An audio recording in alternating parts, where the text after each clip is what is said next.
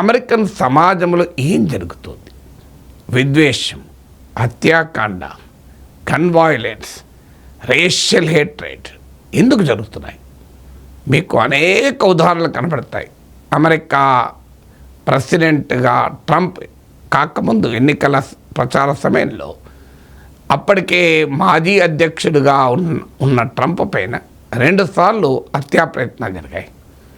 ఇటీవల Charlie Kirk మగా ideological activist హత్య వరకు అసలు ఏమి జరుగుతుంది? అమెరికన్ సమాజం, అమెరికా సమాజం ఇంతగా పోలరైజ్ అయి ఎందుకుంది?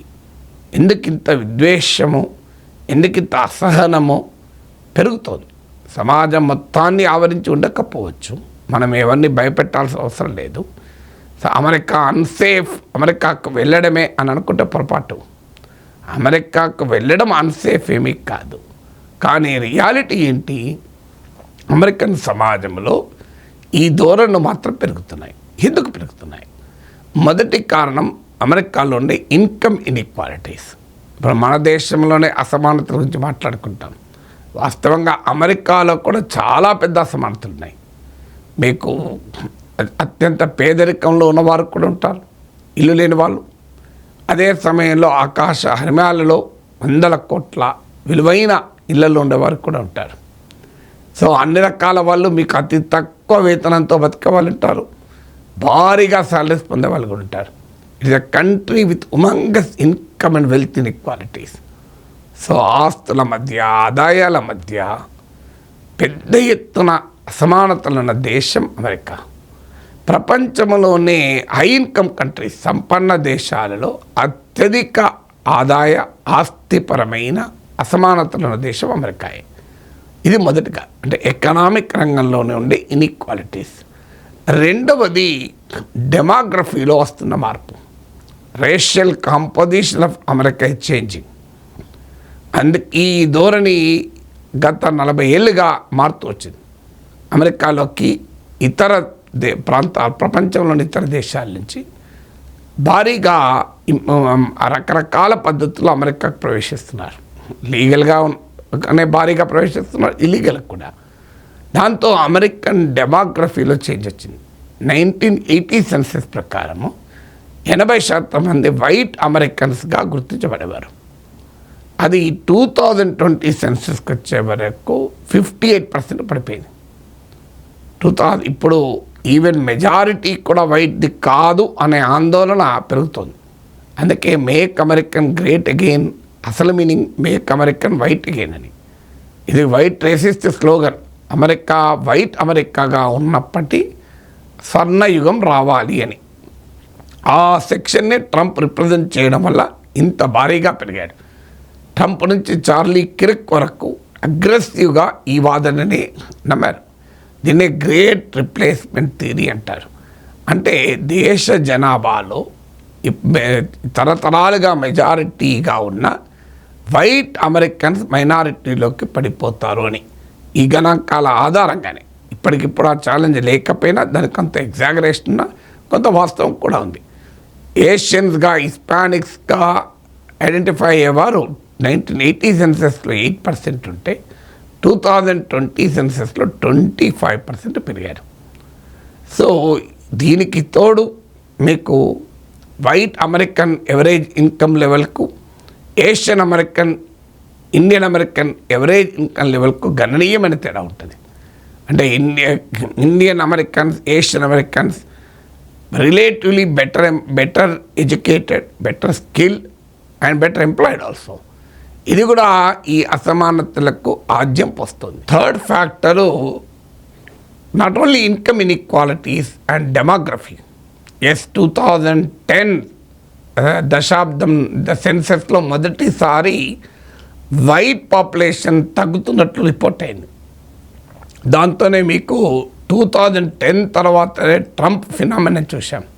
అంటే there is a clear link between changing demography and the assertion of the white American population. దానికి రిఫ్లెక్షన్గా, రిప్రజెంటేటివ్గా ట్రంప్ ఎవాల్వ్ అవుతున్నాడు. ఇక third factor political opinions, political identity, కూడా చాలా షార్ప్గా మారుతున్నాయి. మీకు ఉదాహరణకు పొలిటికల్ సెంటర్ ఒకవైపు రిపబ్లికన్, మరోవైపు డెమోక్రాట్స్ ఉంటే mixed liberal and mixed conservative. Democrats are considered to be liberal, Republicans are considered to be conservative. So ఈ mixed liberal, mixed conservative opinions ఉన్న వారిని కొన్ని అంశాలలో దే ఆర్ లిబరల్, కొన్ని అంశాల్లో కన్సర్వేటివ్, వీళ్ళను పొలిటికల్ సెంటర్గా రాజనీతి శాస్త్రజ్ఞులు పిలుస్తుంటారు. ఈ పొలిటికల్ సెంటర్గా ఐడెంటిఫై అయ్యేవారు 1994 సెన్సెస్లో 49% ఉంటే వారు కాస్త ఇప్పుడు 39%కు 2014కే తగ్గారు. అంటే ఈవెన్ మచ్ బిఫోర్ ట్రంప్ వచ్చాక అమెరికన్ సమాజంలో భారీగా పోలరైజేషన్ జరిగింది అని అనుకుంటారు. వాస్తవం కాదు. Trump is not the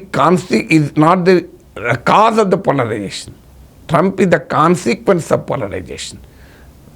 American సమాజంలో వచ్చిన పోలరైజేషన్ వల్ల ఎమర్జ్ అయినటువంటి నాయకుడు ట్రంప్ వల్ల ఆ పోలరైజేషన్ మరింతగా పెరిగి ఉంటుంది, కానీ ట్రంప్ వల్లనే వచ్చింది మాత్రం కాదు. సో మీకు 1994లో 16% ఆఫ్ డెమోక్రాట్స్, 16% మంది రిపబ్లికన్ అంటే తీవ్ర వ్యతిరేకత ఉండేవాళ్ళు, ఊగిపోయేవాళ్ళు. 16% మాత్రమే. ఇప్పుడు అది 38% పెరిగింది. 2014 నాటికి, ఇప్పటికి కూడా కాదు.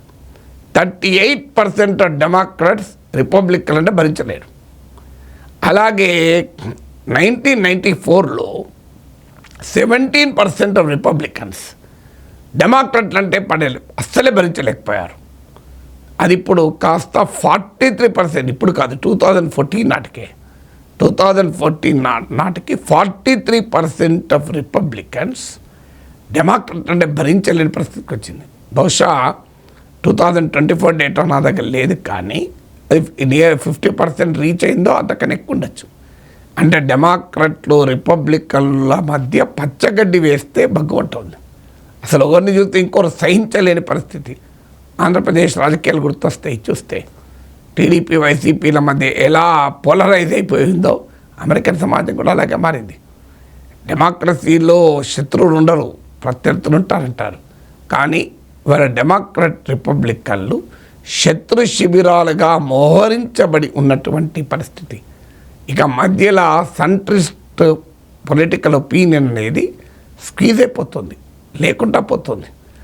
ప్రతి అంశం పైన, ఇమ్మిగ్రేషన్ పైన, అబార్షన్ పైన, ట్రాన్స్జెండర్ రైట్స్ పైన, గన్ వైలెన్స్ పైన డెమోక్రాట్ల రిపబ్లికన్ల మధ్య స్పష్టమైన, తీవ్రమైన, clear and intense ideological divide కనబడుతుంది. ఇప్పుడు నేను చెప్పిన గణాంకాలు ప్యూర్ రీసెర్చ్ ఫైండింగ్స్ ఆధారంగా చెప్పాను.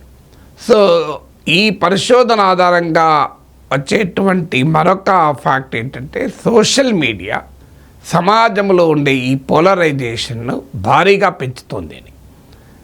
సోషల్ మీడియాకు ఉండే క్యారెక్టర్ ఏంటంటే, కొంతమంది అగ్రెసివ్గా ఎమోషన్స్ రెచ్చగొడుతూ ఉంటారు. ఆ ఆల్గరిథమ్స్ ఏం చేస్తాయంటే వాటిని పెద్ద ఎత్తున తీసుకెళ్తాయి.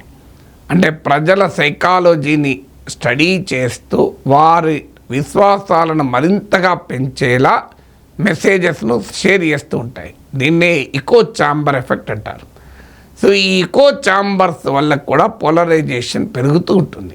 అంటే ఎటువైపు అభిప్రాయాలు ఉన్నవారు అటువైపు మరింతగా ఆ అభిప్రాయాలు గట్టిపరుచుకుంటారు. ఇవాళ మీకు ట్విట్టర్, ఎక్స్గా ఇప్పుడు పిలుస్తాం, దానిపైన పరిశోధన ఏం చెప్తుందంటే, ఎక్స్లో, ట్విట్టర్లో 73% ఆఫ్ పొలిటికల్ ట్వీట్స్, అంటే రాజకీయాలపైన చేసిన ట్వీట్స్లో చేసింది ఎంతమంది అంటే 6% వాళ్ళే. అంటే అంత పెద్ద ఎత్తున పొలిటికల్ ట్వీట్స్ చేస్తారు. ఇప్పుడు ట్విట్టరే కాదు, యూట్యూబ్లో కూడా చూడండి మీరు, ఈ విద్వేషపూరితంగా కామెంట్లు పెట్టేవాళ్ళు కొద్దిమందే. సమాజంలో అందరూ అలా ఉండరు, కానీ ఆ కొద్దిమంది అగ్రెసివ్గా ఈ పని చేస్తూ ఉంటారు. అది సోషల్ మీడియాకు ఉండే క్యారెక్టర్ రీత్యా అది మల్టిప్లై అయ్యి ఎక్కువ మందికి చేరుతూ ఉంటుంది. ఫలితంగా అమెరికాలో గన్ వైలెన్స్ కూడా పెరిగింది. మీరు అమెరికాలో గన్ వైలెన్స్ మీరు చూస్తే యూకేతో పోలిస్తే 340 టైమ్స్ ఎక్కువ, 340 రేట్లు ఎక్కువ, 340 రేట్లు టైమ్స్. ఇక జపాన్తో పోలిస్తే 862 టైమ్స్ ఎక్కువ, 862 రేట్లు ఎక్కువ. సో ఇంత పెద్ద ఎత్తున అమెరికన్ సొసైటీలో పోలరైజేషన్ పెరుగుతోంది అనేది ఇక్కడ మనకు కనబడుతుంది. ఇది ఒక్క అమెరికాలోనే కాదు, ఇది world wide trend. Ultra right wing, ultra Nationalist sentiment అనేది ప్రపంచవ్యాప్తంగా పెరుగుతుంది. దీనికి సోషల్ మీడియా ఆజ్యం వస్తుంది. మీరు ఇటీవల బ్రిటన్లో జరిగిన వైట్ సుప్రీమసిస్ట్ ప్రదర్శనలు, యాంటీ ఇమిగ్రేషన్ ప్రదర్శనలకు కూడా క్యారెక్టర్ అదే. మన దేశంతో సహా ప్రపంచమంతటా కూడా సోషల్ మీడియా ఈ రకమైన పోలరైజేషన్, అంటే ప్రజల మధ్య ఒక అగాధాన్ని సృష్టిస్తూ కన్సెన్సస్కు అవకాశం లేకుండా చేస్తుంది. ఫలితంగా సొసైటీ రోజురోజుకు కూడా టర్బులెంట్గా, అశాంతి, అసహనాలతో ఊగిపోతుంది.